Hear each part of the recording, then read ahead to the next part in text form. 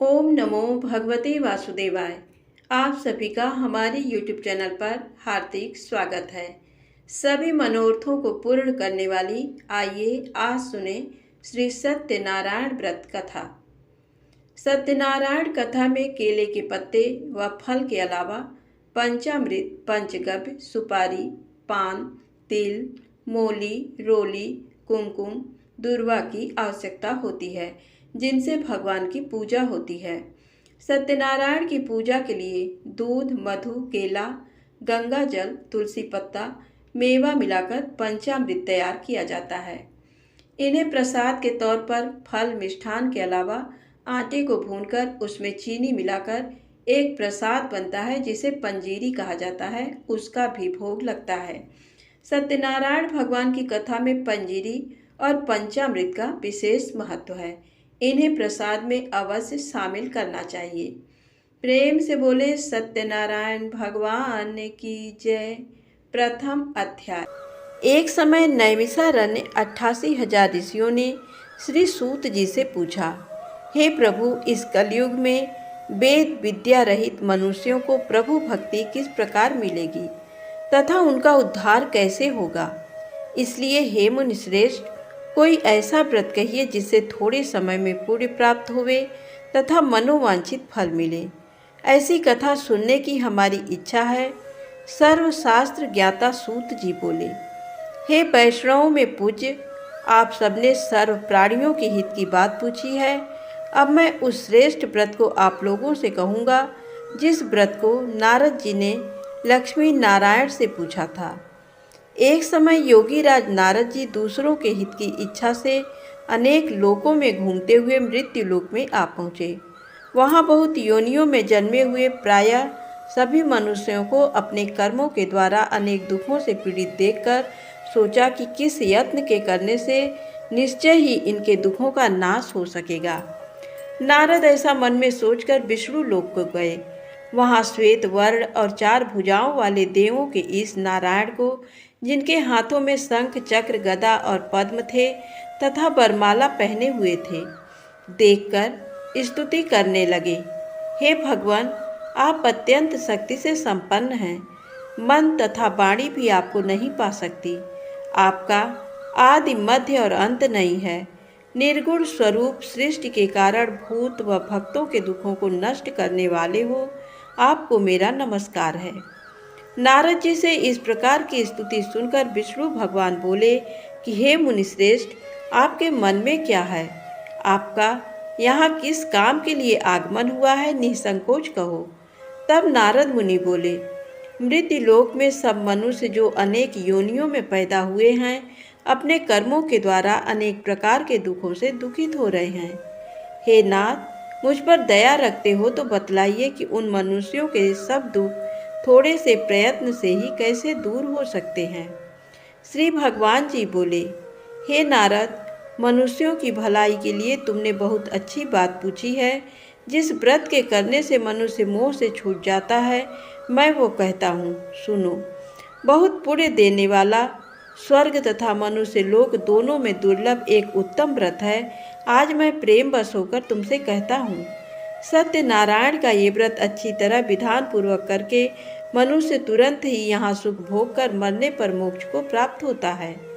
श्री भगवान के वचन सुनकर नारद मुनि बोले, उस व्रत का क्या फल है, क्या विधान है, किसने ये व्रत किया है और किस दिन ये व्रत करना चाहिए, विस्तार से बताइए।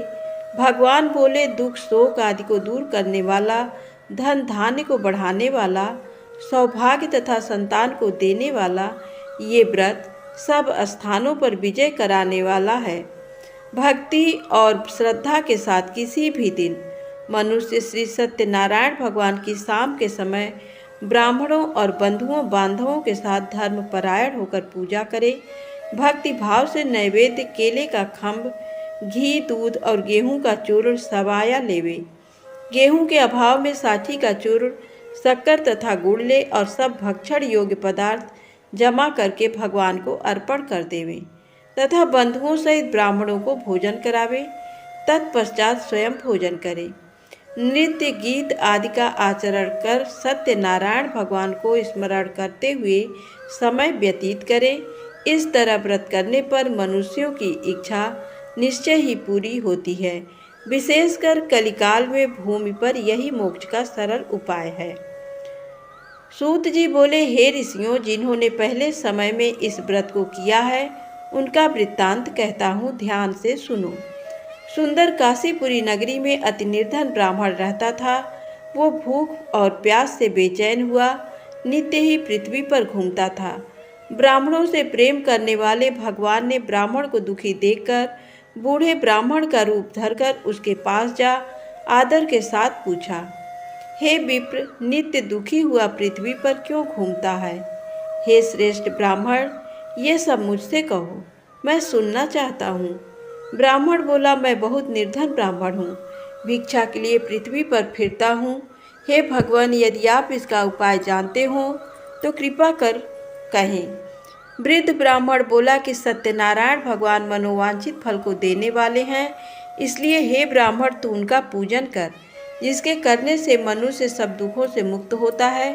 ब्राह्मण को व्रत का सारा विधान बतलाकर बूढ़े ब्राह्मण का रूप धारण करने वाले सत्यनारायण भगवान अंतर्धान हो गए। जिस व्रत को वृद्ध ब्राह्मण ने बतलाया है मैं उसको अवश्य करूँगा, ये निश्चय करने पर उस ब्राह्मण को भी नींद नहीं आई।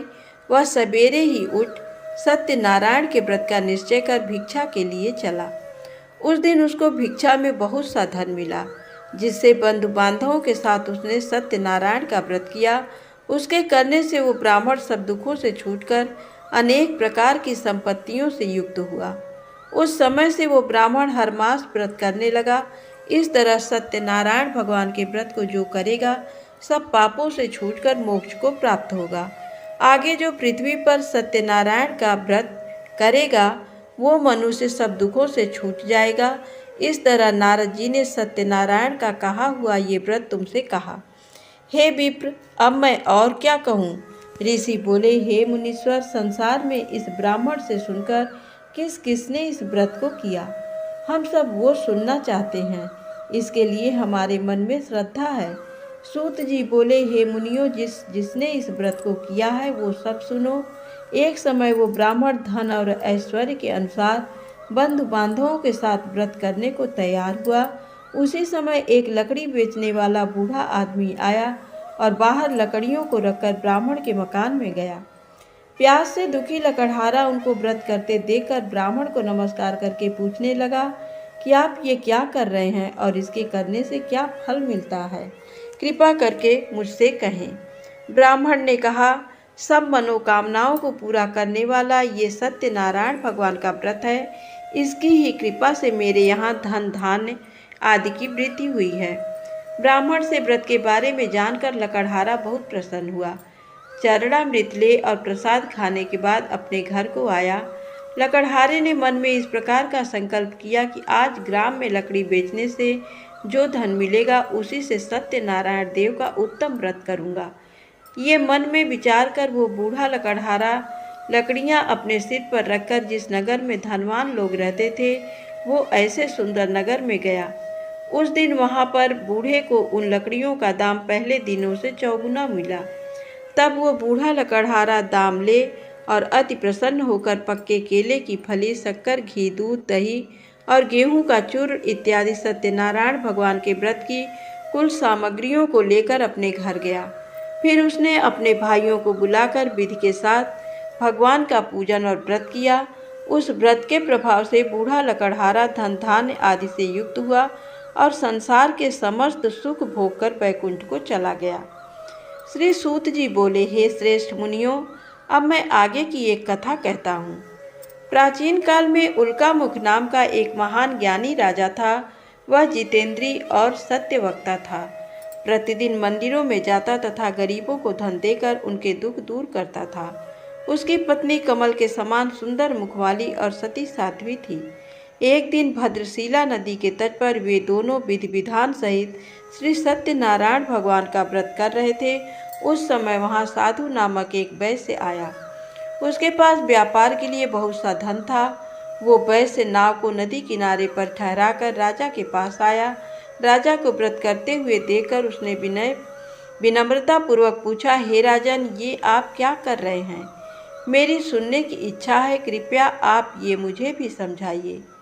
महाराज उल्का मुख ने कहा, हे साधु वैश्य, मैं अपने बंधु बांधवों के साथ पुत्र की प्राप्ति के लिए श्री सत्यनारायण भगवान का व्रत व पूजन कर रहा हूँ। राजा के वचन सुनकर साधु नामक वैश्य ने आदर से कहा, हे राजन, मुझे भी इसका संपूर्ण विधि विधान बताएं। मैं भी आपके कहे अनुसार इस व्रत को करूँगा। मेरी भी कोई संतान नहीं है। मुझे विश्वास है इस उत्तम व्रत को करने से अवश्य ही मुझे भी संतान होगी। राजा से व्रत के सब विधान सुन व्यापार से निवृत्त हो वो वैश्य सुखपूर्वक अपने घर आया।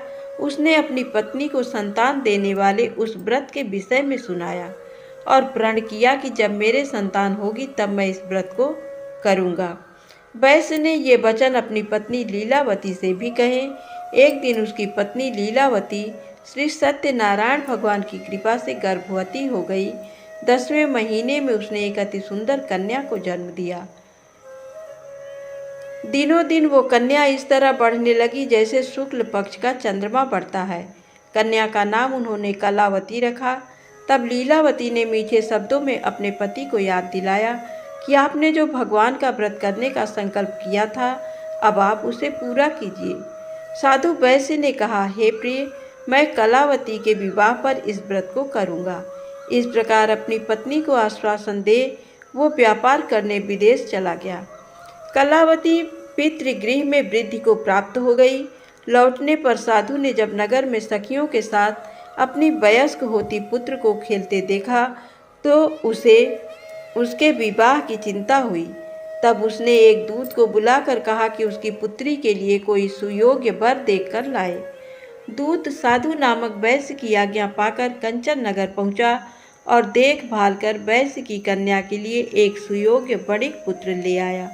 उस सुयोग्य लड़के के साथ साधु नामक वैश्य ने अपने बंधु बांधवों सहित प्रसन्न चित्त होकर अपनी पुत्री का विवाह कर दिया। दुर्भाग्य से वह विवाह के समय भी सत्यनारायण भगवान का व्रत करना भूल गया। इस पर श्री सत्यनारायण भगवान अत्यंत क्रोधित हो गए। उन्होंने वैश्य को श्राप दिया कि तुम्हें दारुण दुख प्राप्त होगा। और फिर अपने कार्य में कुशल वो वैश्य अपने दामाद सहित नाव का बेड़ा लेकर व्यापार करने के लिए सागर के समीप रत्नसारपुर नगर में गया। रत्नसारपुर पर चंद्रकेतु नामक राजा राज्य करता था। दोनों ससुर जमाई चंद्रकेतु राजा के उस नगर में व्यापार करने लगे। एक दिन भगवान सत्यनारायण की माया से प्रेरित एक चोर राजा चंद्रकेतु का धन चुराकर भाग रहा था। राजा के दूतों को अपने पीछे तेजी से आते देखकर चोर ने घबराकर राजा के धन को वैश्य की नाव में चुपचाप रख दिया, जहां वे ससुर जमाई ठहरे हुए थे, और भाग गया। जब दूतों ने उस वैश्य के पास राजा के धन को रखा देखा तो उन्होंने उन ससुर दामाद को ही चोर समझा। वे उन ससुर दामाद दोनों को बांध कर ले गए और राजा के समीप जाकर बोले, आपका धन चुराने वाले ये दो चोर हम पकड़ कर लाए हैं, देखकर आज्ञा दे। तब राजा ने बिना उस वैश्य की बात सुने उन्हें कारागार में डालने की आज्ञा दे दी। इस प्रकार राजा की आज्ञा से उनको कारावास में डाल दिया गया तथा उनका सारा धन भी छीन लिया गया। सत्यनारायण भगवान के श्राप के कारण उस वैश्य की पत्नी लीलावती व पुत्री कलावती भी घर पर बहुत दुखी हुई। उनका सारा धन चोर चुरा कर ले गए। मानसिक व शारीरिक पीड़ा तथा भूख प्यास से अति दुखी हो भोजन की आस में कलावती एक ब्राह्मण के घर गई। उसने ब्राह्मण को श्री सत्यनारायण भगवान का व्रत विधि पूर्वक करते देखा। उसने कथा सुनी तथा श्रद्धा पूर्वक प्रसाद ग्रहण कर रात को घर आई। माता ने कलावती से पूछा, हे पुत्री, तू अब तक कहाँ रही? मैं तेरे लिए बहुत चिंतित थी। माता के शब्द सुन कलावती बोली, हे माता, मैंने एक ब्राह्मण के घर श्री सत्यनारायण भगवान का व्रत होते देखा और मेरी भी उस उत्तम व्रत को करने की इच्छा है। माता ने कन्या के वचन सुनकर सत्यनारायण भगवान के पूजन की तैयारी की। उसने बंधुओं सहित श्री सत्यनारायण भगवान का पूजन व व्रत किया और वर मांगा कि मेरे पति और दामाद शीघ्र ही घर लौट आएं। साथ ही विनती की कि हे प्रभु, अगर हमसे कोई भूल हुई हो तो हम सबका अपराध क्षमा करो।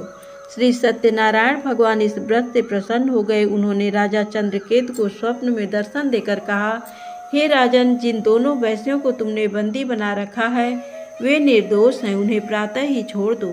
उनका सब धन जो तुमने अधिग्रहित किया है लौटा दो, अन्यथा मैं तुम्हारा राज्य, धन, पुत्र आदि सब नष्ट कर दूंगा।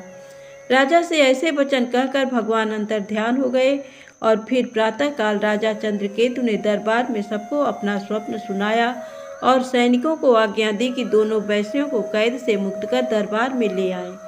दोनों ने आते ही राजा को प्रणाम किया। राजा ने कोमल वचनों में कहा, हे महानुभावों, तुम्हें अज्ञानतावश ऐसा कठिन दुख प्राप्त हुआ है, अब तुम्हें कोई भय नहीं है, तुम मुक्त हो। इसके बाद राजा ने उनको नए नए वस्त्राभूषण पहनवाए तथा उनका जितना धन लिया था उससे दुगना लौटाकर आदर से विदा किया। दोनों वैश्य अपने घर को चल दिए। सूत जी ने आगे कहा, वैश्य ने यात्रा आरंभ की और अपने नगर को चला। उनके थोड़ी दूर आगे बढ़ने पर दंडी वेशधारी श्री सत्यनारायण भगवान ने उसकी परीक्षा लेने हेतु उससे पूछा, हे वैश्य, तेरी नाव में क्या है? अभिमानी बड़ी हंसता हुआ बोला, हे दंडी, आप क्यों पूछते हैं? क्या धन लेने की कामना है? मेरी नाव में तो बेल के पत्ते भरे हैं। वैश्य के ऐसे वचन सुनकर दंडी वेशधारी श्री सत्यनारायण भगवान बोले, तुम्हारा वचन सत्य हो। ऐसा कहकर वे वहां से चले गए और कुछ दूर जाकर समुद्र के तट पर बैठ गए। दंडी महाराज के जाने के पश्चात वैश्य ने नित्य क्रिया से निवृत्त होने के बाद नाव को ऊंची उठी देखकर अचंभा किया तथा नाव में बेल पत्ते आदि देखकर मूर्छित हो जमीन पर गिर पड़ा। मूर्छा खुलने पर अतिशोक करने लगा। तब उसके दामाद ने कहा, आप शोक न करें, ये दंडी महाराज का श्राप है, अतः हमें उनकी शरण में ही चलना चाहिए, वही हमारे दुखों का अंत करेंगे। दामाद के वचन सुनकर वो वैश्य दंडी भगवान के पास पहुंचा और अत्यंत भक्तिभाव से पश्चाताप करते हुए बोला, मैंने जो आपसे असत्य वचन कहे थे उनके लिए मुझे क्षमा करें। ऐसा कहकर वह शोकातुर हो रोने लगा। तब दंडी भगवान बोले, हे बणिक पुत्र, मेरी आज्ञा से ही बार बार तुझे दुख कष्ट प्राप्त हुआ है, तू मेरी पूजा से विमुख हुआ। तब उस वैश्य ने कहा, हे भगवान, आपकी माया को ब्रह्मा आदि देवता भी नहीं जान पाते, तब मैं मूर्ख भला कैसे जान सकता हूँ? आप प्रसन्न होइए, मैं अपनी क्षमता अनुसार आपकी पूजा करूँगा। मेरी रक्षा कीजिए और मेरी नौका को पहले के समान धन से परिपूर्ण कर दीजिए। उसके भक्ति से परिपूर्ण वचन सुनकर श्री सत्यनारायण भगवान प्रसन्न हो गए और उसकी इच्छा अनुसार वर देकर अंतर्ध्यान हो गए। तब ससुर व दामाद दोनों ने नाव पर आकर देखा कि नाव धन से परिपूर्ण है। फिर वो विधि विधान से भगवान सत्यनारायण का पूजन कर साथियों सहित अपने नगर को चला। जब वो अपने नगर के निकट पहुंचा तब उसने एक दूत को अपने घर भेजा। दूत ने साधु नामक वैश्य के घर जाकर उसकी पत्नी को नमस्कार किया और कहा, आपके पति अपने जमाता सहित इस नगर में समीप आ गए हैं। लीलावती और उसकी कन्या कलावती उस समय भगवान का पूजन कर रही थी। दूत का वचन सुनकर साधु की पत्नी ने बड़े हर्ष के साथ सत्यनारायण भगवान का पूजन पूर्ण किया और अपनी पुत्री से कहा, मैं अपने पति के दर्शन को जाती हूँ, तू पूजन पूर्ण कर शीघ्र आ जाना। परंतु कलावती पूजन एवं प्रसाद छोड़कर अपने पति के दर्शन के लिए चली गई। पूजन एवं प्रसाद की अवज्ञा के कारण भगवान सत्यनारायण ने रुष्ट हो उसके पति को नाव सहित पानी में डुबो दिया। कलावती अपने पति को न पाकर रोती हुई जमीन पर गिर पड़ी। नौका को डूबा हुआ तथा कन्या को रोती हुई देख साधु नामक वैश्य द्रवित हो बोला, हे प्रभु, मुझसे या मेरे परिवार से अज्ञानता पर जो अपराध हुआ हो उसे क्षमा करें। उसके ऐसे वचन सुनकर सत्यदेव भगवान प्रसन्न हो गए। आकाशवाणी हुई, हे वैश्य, तेरी पुत्री मेरा प्रसाद छोड़कर आई है, इसलिए इसका पति अदृश्य हुआ है। यदि ये घर जाकर प्रसाद ग्रहण कर ले तो इसे इसका पति अवश्य मिलेगा। आकाशवाणी सुनकर कलावती ने घर पहुंचकर प्रसाद ग्रहण किया और फिर आकर अपने पति को पूर्व रूप में पाकर वह अति प्रसन्न हुई तथा उसने अपने पति के दर्शन किए। तत्पश्चात साधु वैश्य ने वहीं बंधु बांधवों सहित सत्यदेव का विधि पूर्वक पूजन किया, वह इस लोक के सभी प्रकार के सुख भोग कर अंत में मोक्ष को प्राप्त हुआ। श्री सूत जी बोले, हे ऋषिगण, मैं एक और कथा कहता हूँ, आप सभी ध्यान से सुनो। सदा प्रजा के लिए चिंतित तुंगध्वज नाम का एक राजा था। उसने भगवान सत्यनारायण का प्रसाद त्याग कर बहुत कष्ट पाया। एक समय राजा वन में वन्य पशुओं को मारकर बड़ के वृक्ष के नीचे आया। वहां उसने ग्वालों को भक्तिभाव से बंधु बांधवों सहित श्री सत्यनारायण जी का पूजन करते देखा, परंतु राजा देखकर भी अभिमान के कारण न तो वहां गया और न ही सत्यदेव भगवान को नमस्कार ही किया। जब ग्वालों ने भगवान का प्रसाद उसके सामने रखा तो वो प्रसाद छोड़कर अपने नगर को चला गया। नगर में पहुंचकर उसने देखा कि उसका सारा राज्य नष्ट हो गया है। वो समझ गया कि ये सब भगवान सत्यदेव ने रुष्ट होकर किया है। तब वो वन में वापस आया और ग्वालों के समीप जाकर विधिपूर्वक पूजन कर प्रसाद ग्रहण किया तो सत्यनारायण की कृपा से सब कुछ पहले जैसा ही हो गया और लंबे समय तक सुख भोग कर मरणोपरांत वह मोक्ष को प्राप्त हुआ। जो मनुष्य इस श्रेष्ठ दुर्लभ व्रत को करेगा, श्री सत्यनारायण भगवान की कृपा से उसे धन धान्य की कोई कमी नहीं होगी। निर्धन धनी और बंदी बंधनों से मुक्त होकर निर्भय हो जाता है। संतानहीन को संतान प्राप्त होती है तथा सब इच्छाएं पूर्ण कर अंत में बैकुंठ धाम को जाता है। अब उनके बारे में भी जानिए जिन्होंने पहले इस व्रत को किया। अब उनके दूसरे जन्म की कथा भी सुनिए। सतानंद नामक वृद्ध ब्राह्मण ने सुदामा के रूप में जन्म लेकर श्री कृष्ण की भक्ति एवं सेवा कर बैकुंठ प्राप्त किया। उल्कामुख नामक महाराज राजा दशरथ बने और श्री रंगनाथ का पूजन कर मोक्ष को प्राप्त हुए। साधु नाम के वैश्य ने धर्मात्मा व सत्य प्रतिज्ञ राजा मोरध्वज बनकर अपने पुत्र को आरे से चीरकर बैकुंठ धाम प्राप्त किया। महाराज तुंगध्वज स्वयंभू मनु बने। उन्होंने बहुत से लोगों को भगवान की भक्ति में लीन कराकर बैकुंठ धाम प्राप्त किया। लकड़हारा अगले जन्म में गुह नामक निषाद राजा बना, जिसने राम के चरणों की सेवा कर अपने सभी जन्मों को संवार लिया। प्रेम से बोले श्री सत्यनारायण भगवान की जय।